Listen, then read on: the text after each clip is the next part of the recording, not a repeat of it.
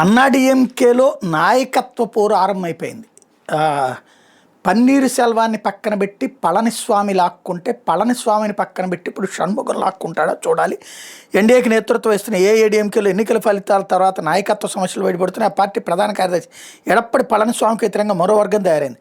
2 రోజుల క్రితం పుదుచ్చేరిలోని రిసార్ట్లో అన్నాడీఎంకే మేలో 36 మంది శిబిరం నిర్వహిస్తే పళనిస్వామి అక్కడికి వెళ్ళి వాళ్ళతో భేటీ అయ్యారు.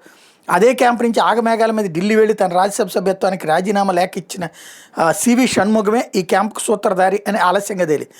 ఈ 36 మంది శుక్రవారమే చెన్నైకి చేరుకున్న 2 రోజులుగా విడిగా ఉంటున్నారు. వీళ్ళని ఈసీఎస్ తన ఇంటికి పిలిపించి పలుమార్లు సమావేశమయ్యారు. తర్వాత వీళ్ళు చెన్నై ఎంఆర్సీ నగర్లోని షణ్ముగం ఇంట్లో మకాం వేశారు.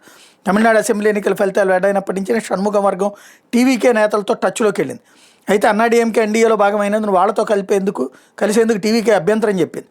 అందుకే వీళ్ళు అన్నాడీఎంకే నుంచి బయటకు వచ్చేందుకు సిద్ధపడి పుదుచ్చేరిలో క్యాంప్ పెట్టినట్టు తెలుస్తోంది. ఉప ముఖ్యమంత్రి కొన్ని మంత్రి పదవుల మీద డిమాండ్ చేసినట్టు వార్తలు వచ్చాయి. శనివారం మధ్యాహ్నానికల్లా విజయ్ సరిపడా సంఖ్యాబలాన్ని సాధించడంతో షణ్ముగ వర్గం ప్రయత్నాలు ఫలించలేదు. ఇప్పటికీ విడిగానే ఉన్న ఈ వర్గంలో మాజీ మంత్రులు SP Velumani, C Vijayabhaskar, MR Vijayabhaskar, మహిళా ఎమ్మెల్యే లేమా రౌస్ తదితరులు ఉన్నారు. వీళ్ళు పార్టీకి కొత్త నాయకత్వాన్ని కోరుకుంటున్నట్టు తమ డిమాండ్లను ఈపీఎస్ ముందు ఉంచితే ఆయన ఎలా స్పందించారన్నది బయటికి రాలేదు. మేబీ పళనిస్వామి పట్టించుకోడు.